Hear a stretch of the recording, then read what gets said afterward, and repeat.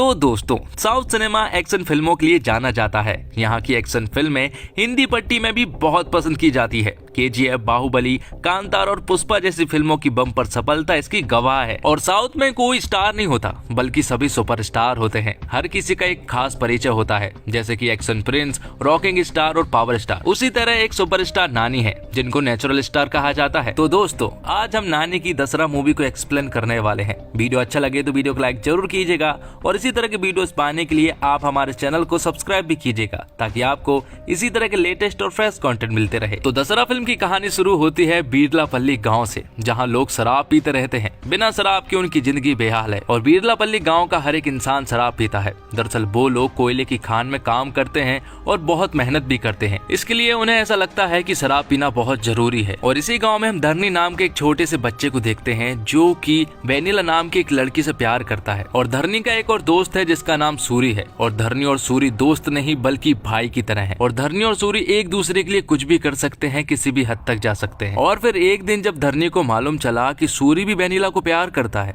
तो यहाँ पर धरनी ने अपना प्यार कुर्बान कर दिया। और साथ ही में पता चलता है कि बीरलापल्ली गाँव में सरपंच के चुनाव होने वाले हैं, इसलिए गाँव में दो गुटों के बीच राजनीति भी चल रही है। और सरपंच के चुनाव के लिए दो लोग दावेदार है, जिसमें एक था शिवन्ना और दूसरे थे राजन्ना। मगर राजन्ना के बेटे नंबी को मालूम है कि ये चुनाव कैसे जीता जा सकता है। एक तरफ तो चुनावी माहौल था, दूसरी तरफ टीवी पर अनाउंसमेंट किया जाता है कि आज से ना तो शराब बिकेगी और ना ही कोई शराब पिएगा। ये सुनने के बाद गांव के लोग पूरी तरह से शौक में चले जाते हैं। और इसी का नंबी ने फायदा उठाया और उसने कहा कि अगर हम लोग चुनाव जीते तो ये वार खुला रहेगा और जो भी चुनाव जीतेगा उस वार को वही चलाएगा। और ये सुनने के बाद तो गाँव के लोगों ने शिवन्ना को जिता दिया। जिसके बाद कहानी कई साल आगे शिफ्ट होती है, लेकिन गाँव का माहौल अभी भी वैसा का वैसा ही है। और यहाँ पर हम धरनी को देखते हैं, जो भी पूरी तरह से बेबड़ा हो चुका था। उसकी कमर में हमेशा पौवे टंगे रहते थे और फिलहाल तो वो अपने दोस्तों के साथ मालगाड़ी में कोयला चुराने के लिए जाता है, जहां पर उसका साथ सूरी भी देता है। हालांकि ये बहुत रिस्की भरा काम था,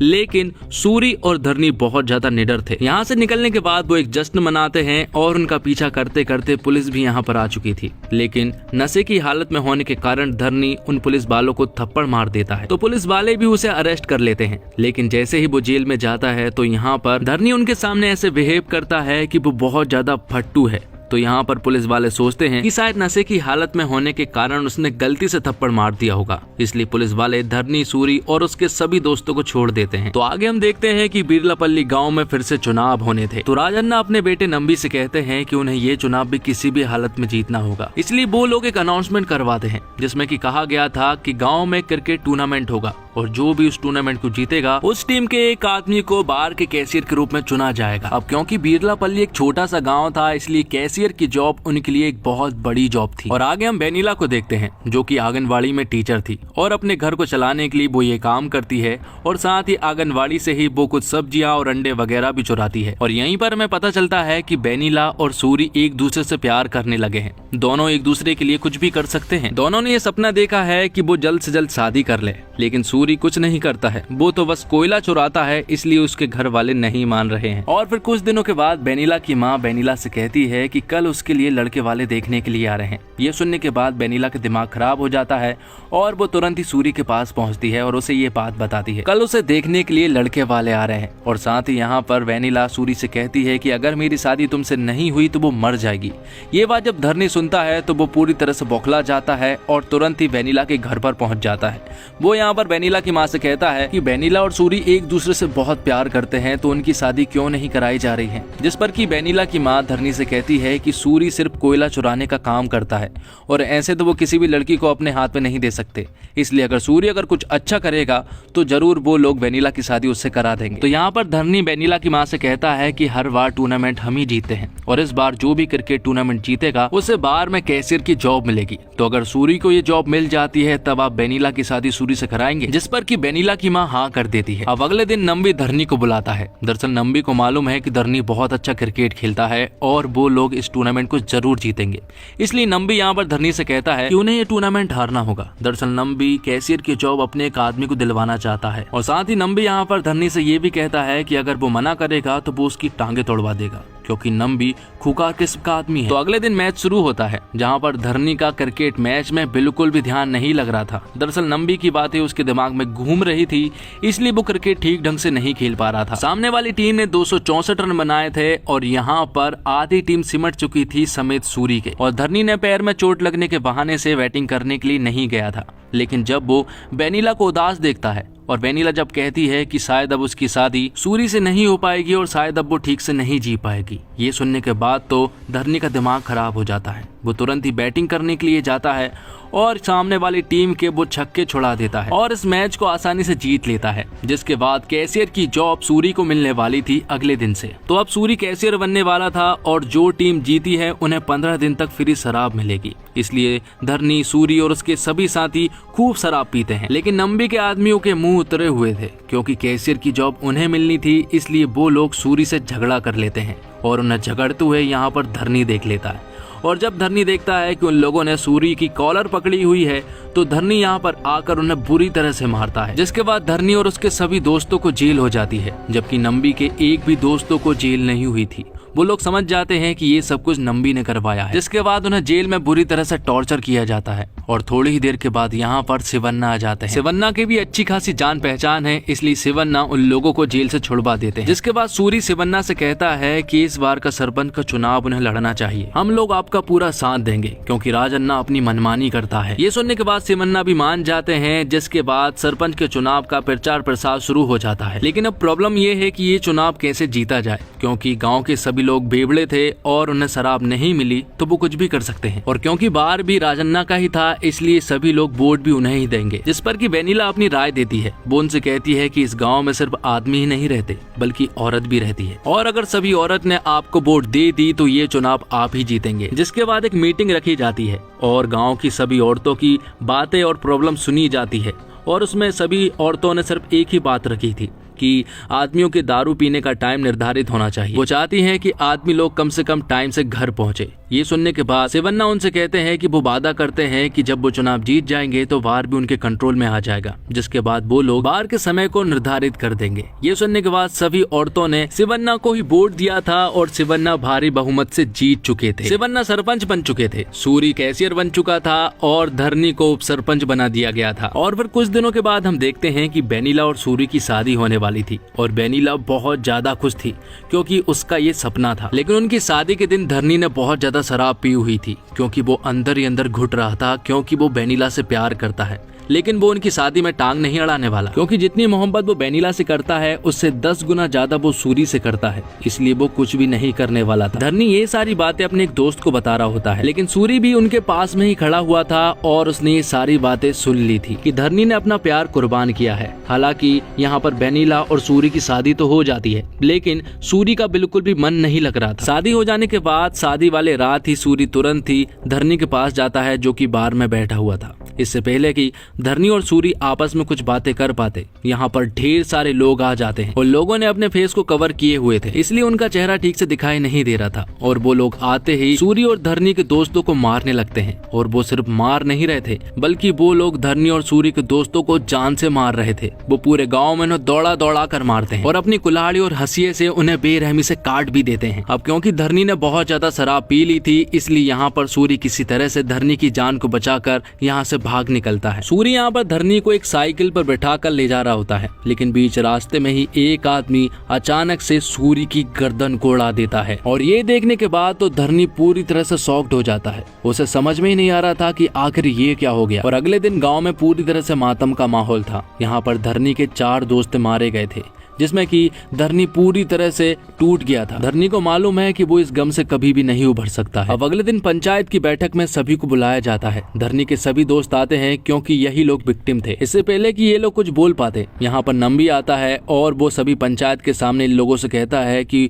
वो लोग कोई और नहीं बल्कि नक्सली थे। नंबी यहाँ पर उनसे कहता है कि इन लोगों ने शराब पी हुई थी, तो इन्हें कुछ भी याद कैसे रह सकता है। पर धरनी उनसे कहता है कि अगर वो लोग नक्सली होते तो वो हमें दौड़ा दौड़ा कर नहीं मारते, लेकिन यहाँ पर नंबी उनसे कहता है कि उन्हें कैसे याद है, क्योंकि वो तो शराब की हालत में थे और जिन लोगों ने इनके ऊपर हमला किया था उनके कोई सबूत भी नहीं थे। लेकिन धरनी को सब कुछ याद है। वो जहाँ जहाँ भागे थे, धरनी उस रात वहाँ फिर से जाता है और वहाँ से एक तलवार खोज निकालता है जिस पर कि नंबी का नाम लिखा हुआ था।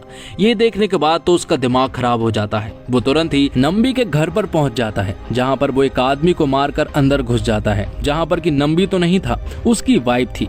उसकी वाइफ कहती है कि नंबी बाहर गया हुआ है, जिस पर कि धरनी नंबी की वाइफ से कहता है कि वो नंबी को जान से मार देगा, क्योंकि ये हमला उसी ने करवाया था और सूरी को भी उसी ने मरवाया था। जिस पर कि नंबी की वाइफ धरनी से कहती है कि नंबी ने सूरी को नहीं मरवाया था, बल्कि नंबी ने ही सूरी को मारा था, और वो भी बेनीला के लिए, क्योंकि नंबी बेनीला को पाना चाहता है। उसके अंदर बेनीला के प्रति प्यार नहीं है, बल्कि बहुत ज्यादा हवस है, इसलिए वो बेनीला को किसी भी हालत में पाना चाहता है। नंबी को बेनीला के बारे में सब कुछ मालूम है। उसके पास कितनी साड़ियां हैं उसे सब कुछ मालूम है। उसके पास कौन से कलर की साड़ी नहीं है उसे ये भी मालूम है। वो अपनी खिड़की से हमेशा बेनीला को देखता रहता है। और एक दिन नंबी जब बेनीला को देख रहा था तब एक पेड़ का पत्ता उसके सामने आ गया, तो उसने पूरे के पूरे पेड़ को ही जला डाला था। तो यहाँ पर नंबी की वाइफ धरनी से कहती है कि तुम नंबी को छोड़ो, बेनीला को बचाओ, क्योंकि अगर तुमने कुछ नहीं किया तो उस बेचारी के साथ बहुत कुछ बुरा हो सकता है। तो अगले दिन बेनीला के श्रृंगार और मंगलसूत्र वगैरह उतारे जा रहे थे, तब यहाँ पर धरनी पहुंच जाता है और उतरे हुए मंगलसूत्र को वो फिर से बेनीला को पहना देता है और अपने साथ ले जा लेता है। एक दिन बेनीला धरनी से कहती है कि तुमने ऐसा क्यों किया, जिस पर कि धरनी उससे कहता है कि सूरी मेरा दोस्त था और तुम भी मेरी दोस्त हो, और वो अपने दोनों दोस्तों को ऐसे नहीं देख सकता था। हालांकि धरनी तो बेनीला से बचपन से प्यार करता है, लेकिन धरनी ने अभी भी उसे ये बात नहीं बताई। उसने इस प्यार को दोस्ती का नाम दे दिया। आगे हम देखते हैं कि बेनीला के साथ एक आदमी बदतमीजी करता है और उसे बदतमीजी करते हुए धरनी देख लेता है, जिसके बाद धरनी उस आदमी को बेरहमी से मारता है। साथ ही धरनी अपने कुछ दोस्तों के साथ हंसिए और कुल्हाड़ी और कुछ हथियार इकट्ठे कर रहा होता है, क्योंकि उसे नंबी के साथ साथ उन लोगों को भी मारना था जिन लोगों ने धरनी के दोस्तों को दौड़ा दौड़ा कर मारा था। अब कुछ समय बीतता है और बेनीला और धरनी अब ठीक से रहने लगे थे। दोनों एक दूसरे से सब कुछ शेयर करने लगे थे। और फिर एक दिन बेनीला धरनी से कहती है कि क्या तुमने कभी किसी से प्यार किया है, जिस पर कि धरनी उससे कहता है कि उसने बचपन में एक लड़की से प्यार किया था। वो उसे सब कुछ मानता था और अभी भी उसे वो सब कुछ मानता है, लेकिन अब उसकी शादी हो चुकी है। धरनी तो बेनीला के बारे में ही बात कर रहा था, लेकिन बेनीला कुछ भी नहीं समझ पा रही थी। अब अगले दिन हम देखते हैं कि दशहरा का दिन था, जहाँ पर कि धरनी अपने दोस्तों के साथ दशहरा मैदान में पहुंच जाता है और धरनी के जाते ही पीछे से नंबी बेनीला के पास आ जाता है। वो बेनीला से कहता है कि वो उसे पाना चाहता है और साथ ही नंबी यहाँ पर बेनीला को ये भी बता देता है कि सूरी को उसी ने मारा है, और साथ ही वो उसे ये भी बता देता है कि धरनी उससे प्यार करता है और वो अभी कहीं उससे प्यार नहीं कर रहा है, बल्कि बचपन से वो उसे प्यार करता आ रहा है और वो उसे मुझसे बचा भी रहा है। इसलिए आज दशहरा में मैं उसे मार डालूंगा, जिसके बाद तुम मेरी हो जाओगी। और ये सुनने के बाद बेनीला तुरंत ही दशहरा मैदान की तरफ दौड़ने लगती है। और वहाँ दूसरी तरफ दशहरा मैदान में हम ढेर सारे लोगों को देखते हैं जो कि पूरी तरह हथियारों से लैस थे। वो धरनी और धरनी के दोस्तों को मारना चाहते थे, लेकिन धरनी यहाँ पर पूरी तरह से रेडी था, क्योंकि उसे मालूम है कि ये लोग उसे मारने के लिए आएंगे। इसलिए यहाँ पर वो पहले से ही तैयार था और अपने दोस्तों के साथ मिलकर वो लोगों को बुरी तरह से मारने लगता है। वो चुन चुनकर उन सभी लोगों को बेरहमी से मार देता है जिन्हें कि नंबी ने भेजा था, और आखिर में सिर्फ नंबी बचा था और धरनी ने बाकी सभी लोगों को मार दिया था। इससे पहले कि वो नंबी को मार पाता, पुलिस वाले उसे पकड़ लेते हैं, लेकिन किसी तरह से पुलिस वालों के चंगुल से वो छूटकर एक रोंगटे खड़े कर देने वाले सीन के साथ वो नंबी की गर्दन को अलग कर देता है। आखिर में वो बेनीला से मिलता है। बेनीला को मालूम चल गया था कि धरनी उससे प्यार करता है, और यहाँ पर उसे देखकर धरनी को भी मालूम चल गया था, जिसके बाद धरनी को जेल हो जाती है। और कई सालों के बाद जब धरनी जेल से बाहर निकल कर आता है और जब वो गांव का हालचाल लेता है तो उसे मालूम चलता है कि गांव की औरतें अभी भी परेशान हैं, क्योंकि पीने का टाइम निर्धारित नहीं है। ये सुनने के बाद धरनी तुरंत ही उस बार में जाता है, जहाँ पर वो उस बार को आग लगा देता है, क्योंकि धरनी समझ चुका था कि दारू पीने के बाद आदमी की जिंदगी तो बर्बाद हो ही रही है, लेकिन उसके मर जाने के बाद उसकी औरत की जिंदगी भी बर्बाद हो जाती है। तो दोस्तों, ये एक टिपिकल साउथ इंडियन फिल्म है। एक गांव का रो सेटअप है, कोई महंगे कपड़े, घर, गाड़ियां नहीं दिखते। फर्स्ट हाफ से ही फिल्म अपनी पकड़ बना लेती है। इंटरवल से पहले जो सीन आता है वो रोंगटे खड़े कर देता है। क्लाइमैक्स भी आपको चौंका देता है। कई सीन ऐसे हैं जो थिएटर से निकलने के बाद आपको याद रहेंगे। नानी ने अपने परफॉर्मेंस में इस फिल्म को जानदार बना दिया है। और बात करें परफॉर्मेंस की, तो नानी ने शानदार परफॉर्मेंस दी है। एक एक सीन में वो कमाल लगे लगे हैं। पहले वो डरते हैं और फिर उनका डर खत्म हो जाता है। दोनों ही अवतारों में नानी ने जान फूंक दी है और ये फिल्म देखकर पता चलता है कि आखिर उन्हें नेचुरल स्टार क्यों कहा जाता है। कीर्ति सुरेश कमाल की लगी है और उनकी एक्टिंग भी बहुत जबरदस्त है। दीक्षित शेट्टी ने भी शानदार काम किया है, जिन्होंने सूरी का रोल प्ले किया था। इसके अलावा फिल्म के बाकी कलाकारों ने भी शानदार एक्टिंग की है। तो दोस्तों कमेंट बॉक्स में जरूर बताइएगा कि आपको ये फिल्म कैसी लगी। उम्मीद करता हूँ आपको ये वीडियो पसंद आई होगी। वीडियो पसंद आई हो तो वीडियो को लाइक जरूर कीजिएगा और इसी तरह की वीडियोस पाने के लिए आप हमारे इस चैनल को सब्सक्राइब भी कीजिएगा, ताकि आपको इसी तरह के लेटेस्ट और फ्रेश कंटेंट मिलते रहे। धन्यवाद। जय हिंद, जय भारत, जय श्री राम।